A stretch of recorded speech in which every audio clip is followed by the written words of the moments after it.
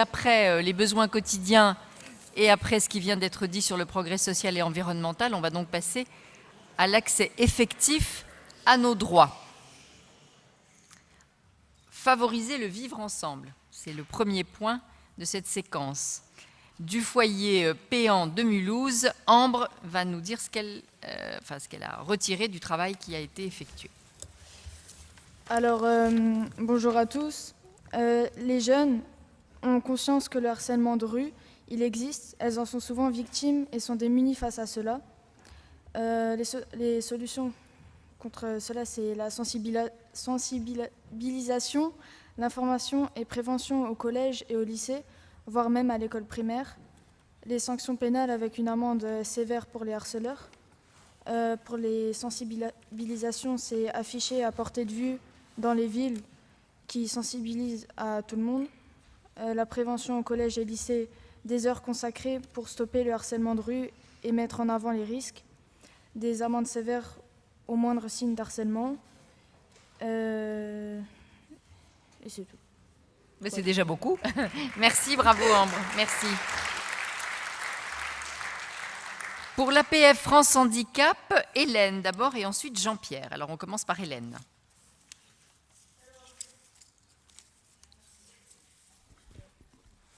Non mais en principe il est ouvert.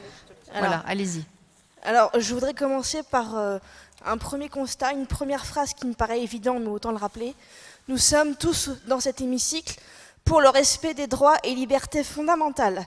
La précarité, l'exclusion, la discrimination, les inégalités, l'intolérance sont des réalités quotidiennes et permanentes dans tous les domaines de la vie.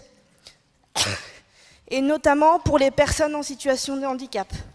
Dans les domaines de l'éducation, de la formation, de l'emploi, du logement, des transports, de la santé, des ressources et de la protection sociale. Le handicap constitue le premier motif de saisine du défenseur des droits pour discrimination. Or, une personne en situation de handicap est d'abord une personne, homme ou femme, en situation de handicap. Donc les solutions que nous avons, c'est de faire appliquer les conventions et traités internationaux relatifs aux droits humains que la France a signés et ratifiés. La crise économique ne peut être opposable à l'obligation qui incombe à l'État de rendre effectifs les libertés et les droits fondamentaux sur la base de l'égalité avec les autres. Merci Hélène. Toujours donc pour l'APF France Handicap, Jean-Pierre. Oui, allez-y, allez-y. Oui, bonjour à tous et toutes. Donc moi je suis Jean-Pierre Chambon de l'APF France Handicap. Je vais vous parler d'accessibilité. En général, l'accessibilité universelle, pour toutes et tous, je préfère le dire tout de suite, ça sert à tout le monde. Donc effectivement, encore des millions de personnes aujourd'hui ne peuvent pas accéder aux établissements recevant du public ou aux cabinets médicaux ou à d'autres choses à cause du manque d'accessibilité. Aujourd'hui, nous avons une loi du 11 février 2005 qui devait nous rendre une France accessible. Eh bien aujourd'hui, on fait le constat qu'elle ne l'est pas. Mais elle n'est pas accessible pour les personnes handicapées. Mais elle n'est pas accessible non plus pour nos personnes âgées. Elle n'est pas accessible non plus souvent par des mamans ou des papas avec leurs enfants dans les poussettes qui sont à 90% obligés d'aller sur la voie publique parce qu'on n'a pas rendu accessible un trottoir, parce qu'on n'a pas rendu accessible les endroits où on devrait pouvoir passer. Ça, c'est intolérable. Alors, les solutions qu'on a, renforcer les obligations. Alors, quand on dit renforcer les obligations déjà existantes, je dis il faudrait déjà, mesdames, messieurs les ministres, les mettre en place. Parce qu'aujourd'hui, l'accessibilité en France, il y a des sanctions qui sont prévues. Mais s'il y a un ministre ou une ministre ici qui est capable de me dire quand est-ce que la première sanction a été effective, je l'écouterai.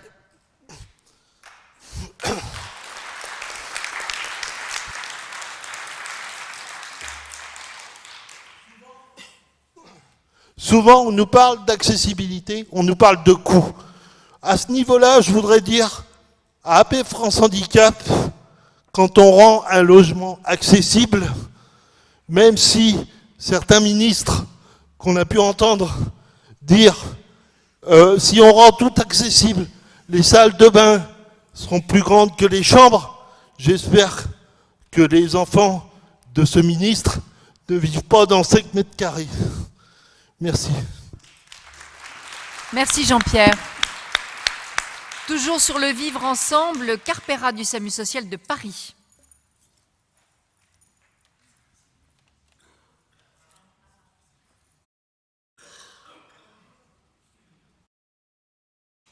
Bonjour. Micro. Ça va. Okay. Bonjour. Il y a deux constats. Plus près du micro et un peu plus fort, parce qu'on ne vous entend pas bien. D'accord. Merci. Allez-y. Deux constats se sont dégagés de nos débats sur l'utilité sociale et l'intégration dans la société.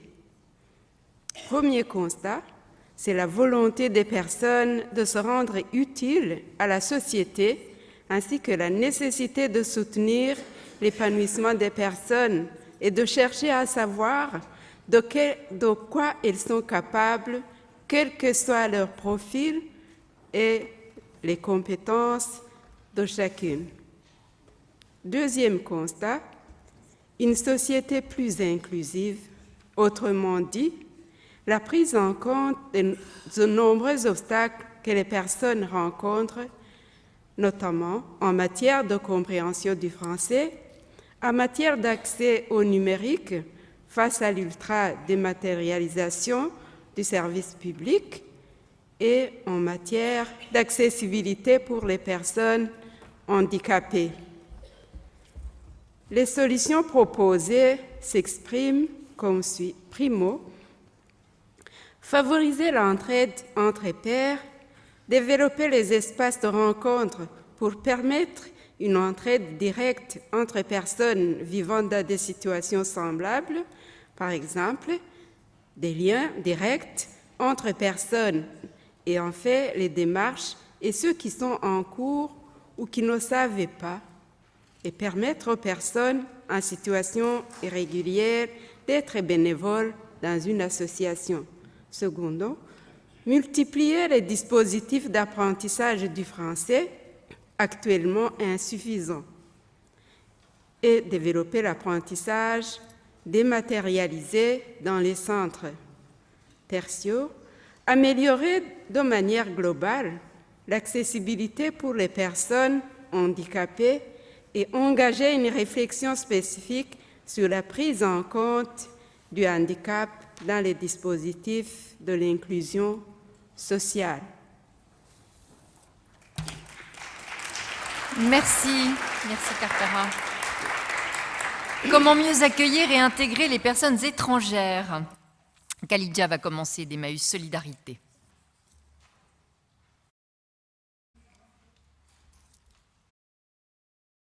S'il vous plaît, le micro. Bonjour.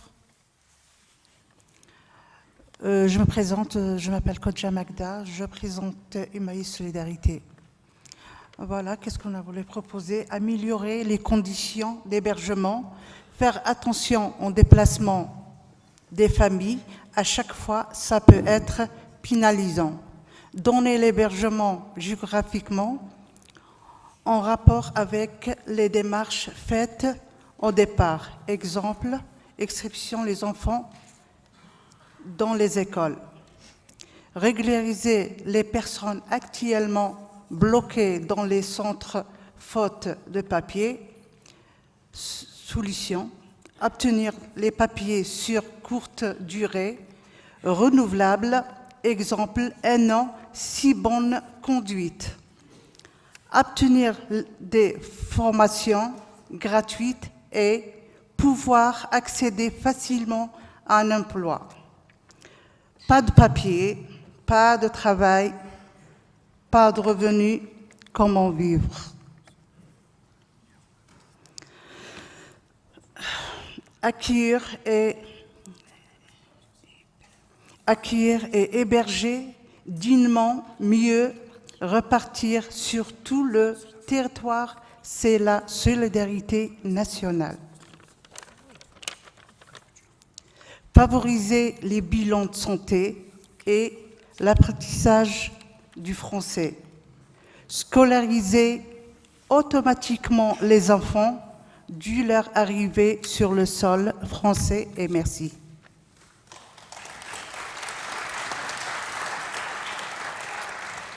François, pour le CHRS William Booth de Marseille. C'est pratique, hein, vous êtes resté tout le temps, vous. Vous n'avez pas eu à beaucoup bouger depuis tout à l'heure. Merci. Nous avons constaté qu'une grande partie des personnes accueillies sur le sol national ne peuvent pas s'intégrer dans le circuit économique à raison des critères qui sont très restrictifs et qui les empêchent d'être régularisés ou d'avoir un titre de séjour.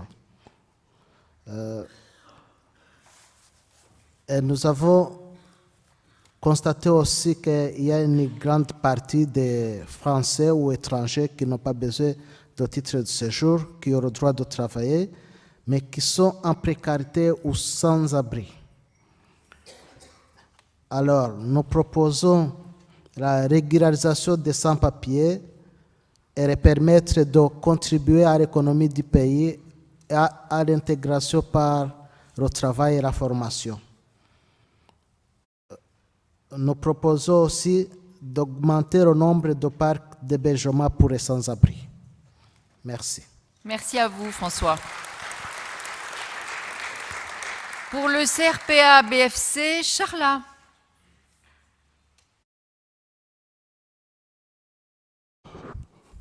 Bonjour à tous. Je m'appelle Charla Ron-Claudan Mumbonga. Je suis bénévole à l'armée du salut de Belfort, membre du CRPA Bourgogne-Franche-Comté. Le défi collectif. Assurer aux migrants un accueil digne et respectueux de leurs droits. Constat. Les migrants font l'objet d'un traitement à part et discrétionnel de la part des pouvoirs publics. Il est très urgent de traiter ces gens de façon plus humaine et de leur trouver des solutions d'accueil acceptables.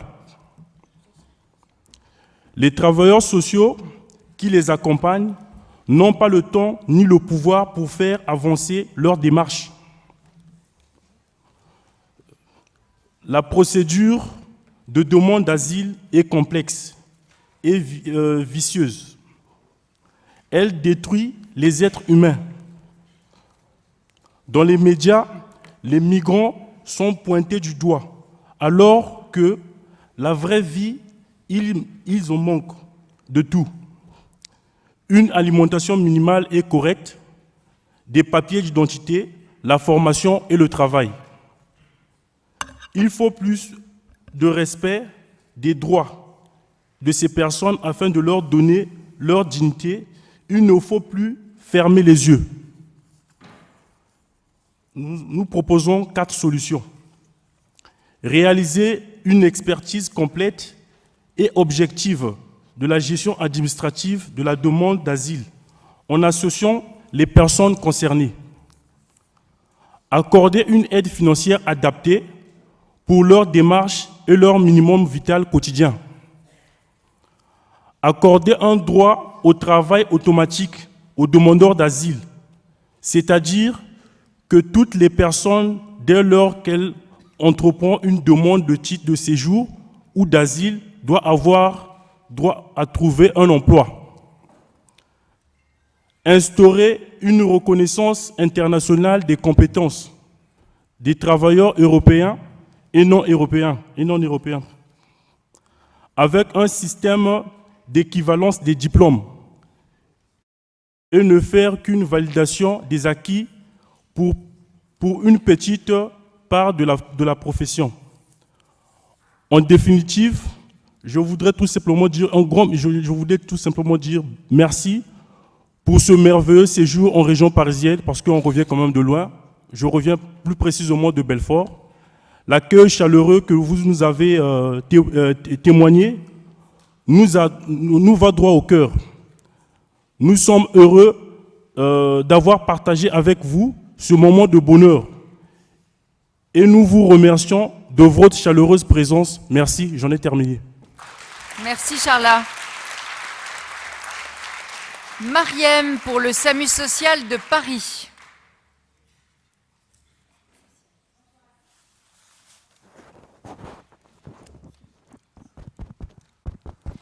Bonjour à tous. Je vais parler d'accès et respect des droits des personnes sans droit administratif. Voici les différents constats qui se sont dégagés de nos débats. La volonté de beaucoup d'interroger et d'obtenir des papiers d'identité afin de pouvoir travailler, gagner de l'argent par soi-même, payer des impôts et ainsi contribuer à l'économie, tout en étant plus dépendant des aides sociaux. La volonté de sortir d'un état d'assistanat déresponsabilisé et coûteux. La lenteur, la longueur et la complexité des démarches administratives qui se sont très répétitifs et parfois contradictoires. Les manquements dans le respect de certains droits fondamentaux. Voici les solutions que nous, personnes hébergées au SAMU social de Paris, proposons. Premièrement, accélérer les procédures et raccourcir les délais d'attente entre chaque étape visant à obtenir les papiers. Deuxièmement, simplifier les démarches administratives pour l'obtention des papiers, limiter le nombre de documents demandés, lister clairement et dès le départ les documents nécessaires. Troisièmement, renforcer l'information, la visibilité et la transparence sur la procédure d'obtention des papiers, sans avancer dans le temps et la décision finale, et surtout justifier les refus. Troisièmement, permettre l'obtention des papiers dès une promesse d'embauche ou un CDI. Cinquièmement, favoriser l'accès au transport public à moindre coût pour les personnes sans papier, sans logement, sans revenus, afin de garantir un droit de mobilité. Privilégier les cartes de transport plutôt que les tickets de transport, par exemple les enfants devant se déplacer pour aller à l'école. Merci à tous.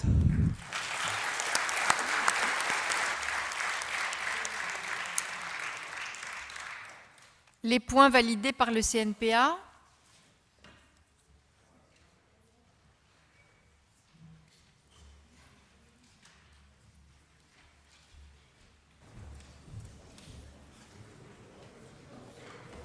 Alors, améliorer la transparence et la rapidité des demandes de titres de séjour.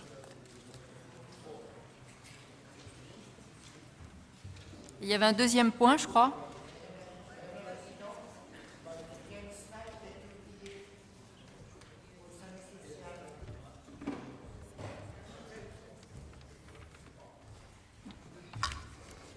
Bonjour à tous.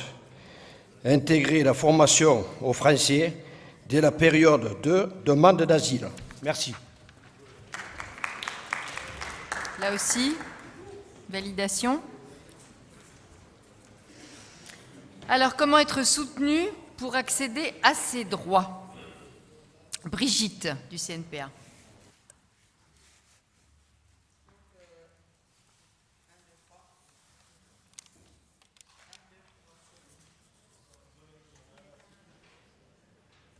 C'est le micro qui est là.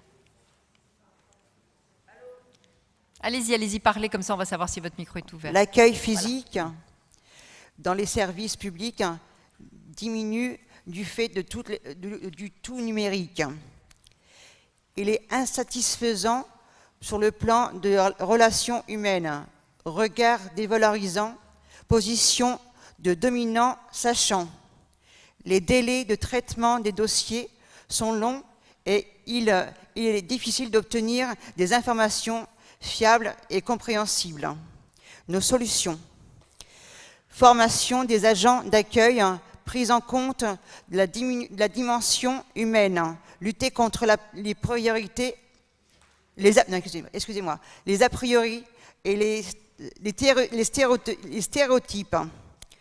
Deuxième solution, renforcer l'accueil physique dans les administrations et gratuité pour les appels téléphoniques aux administrations. Créer un site allosocial.fr sur le même modèle que allosanté.fr. Troisième solution, des plateformes d'accès d'accompagnement numérique à partir des structures de proximité existantes. Gratuité des transports en commun pour les personnes précaires et covoiturage bénévole gratuit pour pouvoir faire ces démarches. Merci Brigitte. Fatima pour Aurore.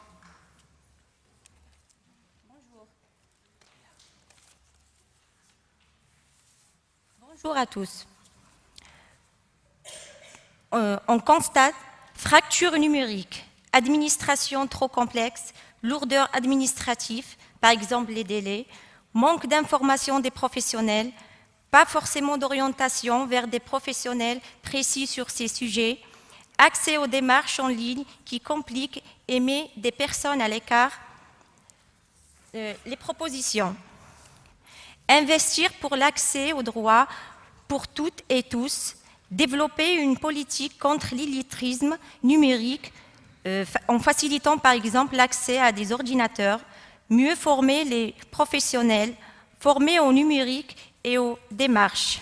À ce qui concerne les migrants, multiples difficultés pour les personnes migrantes, peu de formation et d'emploi, difficultés d'expression et de compréhension du français, pas d'accès aux offres sans régularisation, concentration des personnes en Île-de-France, réduire les avantages des politiques après leur mandat, en proposant d'abord et avant tout aider les associations, pratiquer une politique de meilleur accueil des personnes migrantes, accélérer les régularisations, autoriser le travail avant la régularisation, généraliser les cours de français, développer des méthodes et pédagogie active, valoriser les compétences des personnes arrivantes, accélérer la régularisation des personnes qui travaillent et sont sur le territoire depuis un certain temps, rediriger les migrants sur des régions qui se vident et enfin considérer les migrants comme des personnes, non des envahisseurs. Merci Fatima. La validation du CNPA.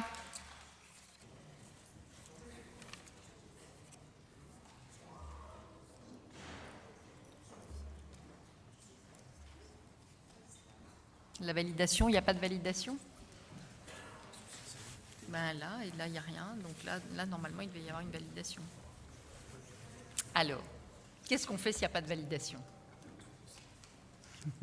Alors, on continue? Bon. Alors, je vais appeler Dominique du CRPA Hauts-de-France. Alors, pour l'accès aux droits, faciliter les démarches d'accès aux droits à travers la simplification des dossiers administratifs et leur compréhension par tous, notamment en développant des outils de traduction pour les personnes étrangères ne parlant pas la langue française.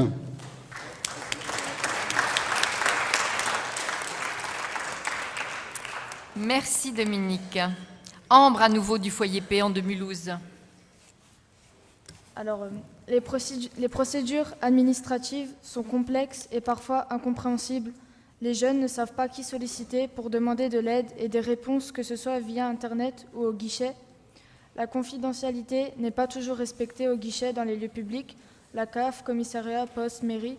De même, sur Internet, les risques de piratage de l'identité sont importants. Les solutions sont mettre en place des maisons de services publics avec du personnel dans les petites villes pour que nous puissions être aidés dans nos démarches administratives. Et c'est tout. Toujours donc sur l'accès à ces droits, François, qu'on ne présente plus. Merci. Dans notre constat, nous avons constaté une grande partie des habitants, parmi les habitants, ne jouissent pas tous les droits qu'est l'accord de la loi. Ne jouissent pas parce qu'il y a un manque d'informations, bien sûr. Et pour ça, nous avons proposé de rendre plus accessibles les médiateurs de droit et des points d'appui, que ce soit pour les étrangers ou les nationaux. Et nous avons proposé aussi que les associations qui prennent en charge les personnes accueillies, y compris les immigrés, ne soient pas pénalisées par la politique restrictive budgétaire. Nous avons constaté que ça fait des ans que chaque année, le gouvernement diminue le budget de sécheresse, par exemple. Au contraire, nous proposons à ce que les associations qui accueillent des personnes en précarité soient bien encouragées et soutenues.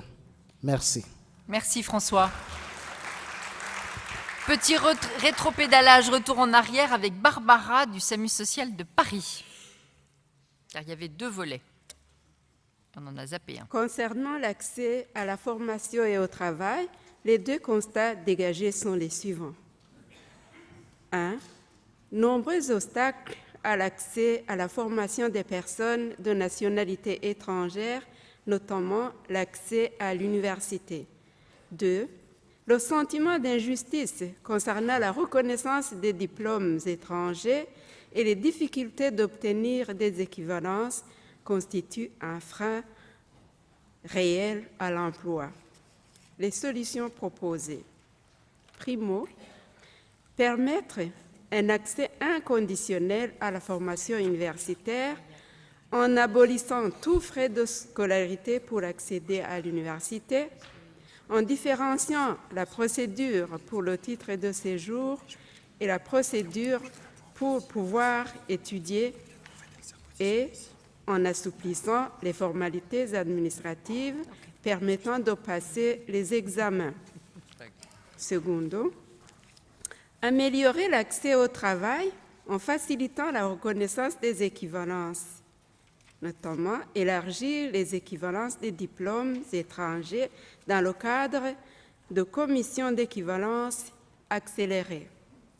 Tertio, développer davantage de partenariats avec Pôle emploi et favoriser l'aller vers des personnes les plus en difficulté, par exemple en assurant des permanences dans les centres d'hébergement. Et je vous remercie pour votre aimable attention. Merci Barbara.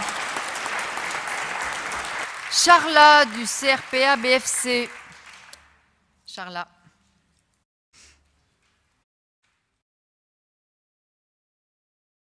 Non,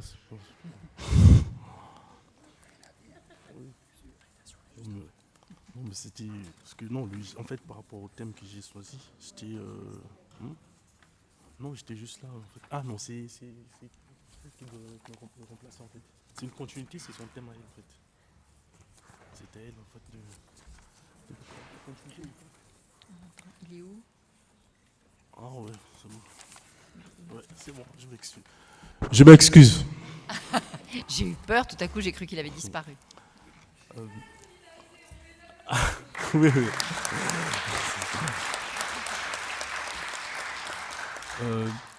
Défi numéro 1, prendre le système de services publics inclusif et plus humain. Constat, en France, en 2019, des personnes manquent d'informations sur les droits et les aides dont ils pourraient bénéficier.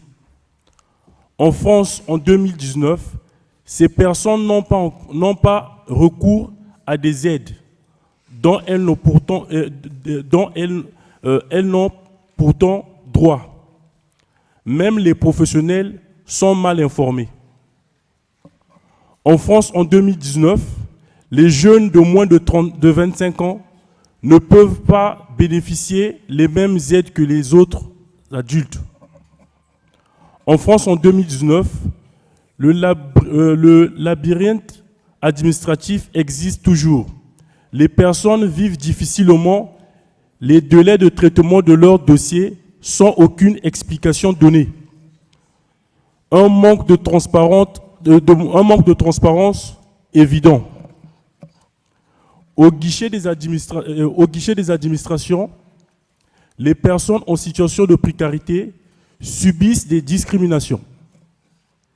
En France, en 2019, lorsque l'administration fait une erreur dans les versements des prestations sociales, les personnes qui sont déjà en difficulté se retrouvent confrontées à des coupures nettes de ressources, alors qu'elles n'en sont pas responsables.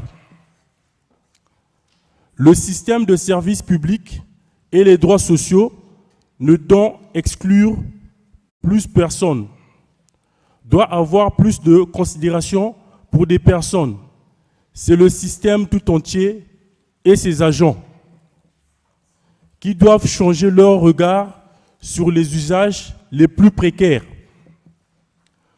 Solution: libérer les prestations sur les droits a priori. Plus personne ne doit avoir à montrer patte blanche. Mettre en place un interlocuteur unique, formé et respectueux. Nous ne sommes pas des animaux. Si l'accès aux droits se fait par Internet, une autre voie doit être possible. 4. Développer l'accompagnement humain à la prise en main d'Internet auprès des personnes en difficulté. 5. Former davantage des agents de services publics sur les situations de précarité et d'exclusion. Défi numéro 2. Recréer un lien social et de proximité sur les territoires. Constat. J'en ai terminé, je m'excuse. Merci Charles. Les points validés par le CNPA cette fois-ci. Il s'agit de renforcer l'accueil physique de qualité dans les services publics, ce qui nécessite des agents formés aux problématiques des précaires. Waouh, je crois que c'est voté. Merci. Vert, que du vert, que du vert. Rendre réel l'accès à des soins de qualité pour tous, c'est donc le dernier point de cette séquence. Et on va commencer avec Hélène d'APF France Handicap.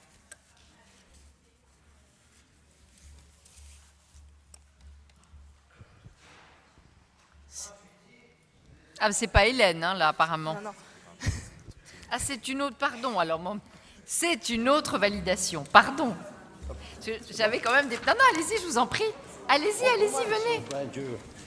venez. Alors, gratuité des appels vers vers les services publics. Merci beaucoup. Donc maintenant, c'est bien Hélène d'APF France Handicap qui va nous parler de l'accès à des soins de qualité pour tous. Alors, je vais commencer par vous parler de la compensation et des aides à l'autonomie. Il faut savoir que nous avons des restes à charge qui sont indécents et des besoins qui ne sont pas couverts. Les restes à charge en matière de dépenses liées à la perte d'autonomie, aide humaine ou aide technique, sont trop partiellement, voire plus du tout, financés par la solidarité nationale. Donc nous, on a des solutions à APF France Handicap, et l'idée, c'est de créer le risque autonomie afin de financer l'intégralité des dépenses liées aux aides à l'autonomie, quelle que soit l'origine du handicap et surtout quel que soit l'âge. C'est universel. Nous souhaitons investir sur la solidarité nationale et trouver de nouvelles sources de financement. Les dépenses liées à l'aide à l'autonomie ne sont pas un coût, mais un investissement sur l'avenir, avec des emplois non délocalisables, créateurs d'une économie solidaire.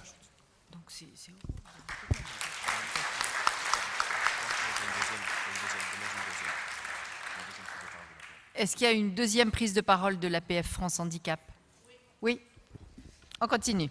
Alors, on continue et on vous parle de parentalité des personnes en situation de handicap.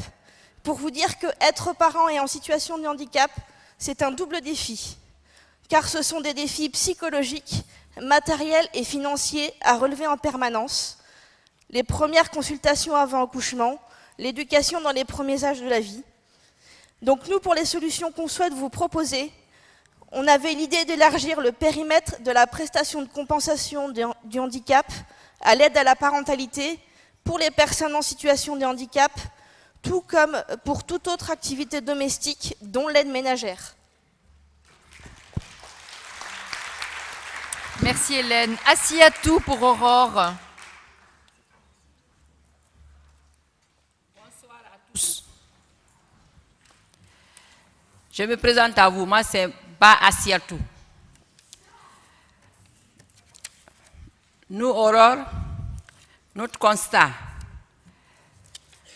difficulté d'accès à la santé pour tous, coûts élevés des soins, constat de refus de soins par les professionnels de santé envers des personnes dans la précarité, connaissance et prise en charge insuffisante du handicap physique. Nos propositions à Aurore: former plus de médecins, mieux former les médecins à la santé physique, améliorer le remboursement des soins ophtalmo-dentaires, renforcer la prévention envers les enfants, créer des structures d'accueil pour personnes malades vieillissantes. Merci. Merci à vous. Marie-Lucille pour le CRPA Hauts-de-France.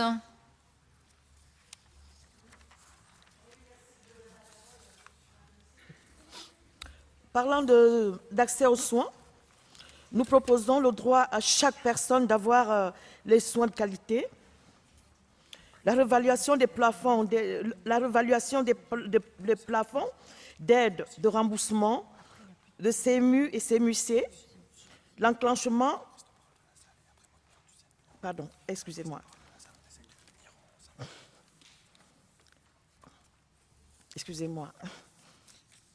L'enclenchement d'une réflexion sur la systématisation de l'ouverture des droits,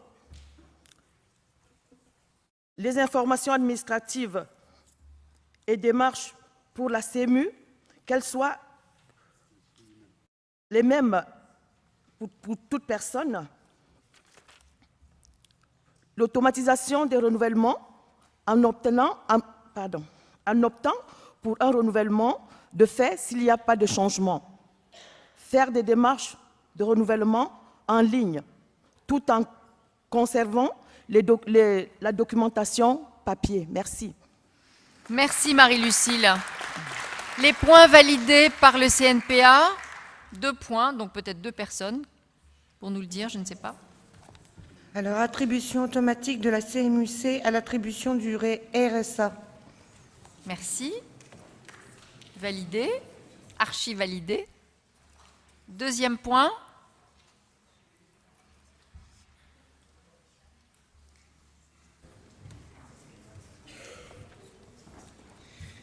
Créer un risque autonomie afin de compenser l'ensemble des situations de handicap, quel que soit l'âge.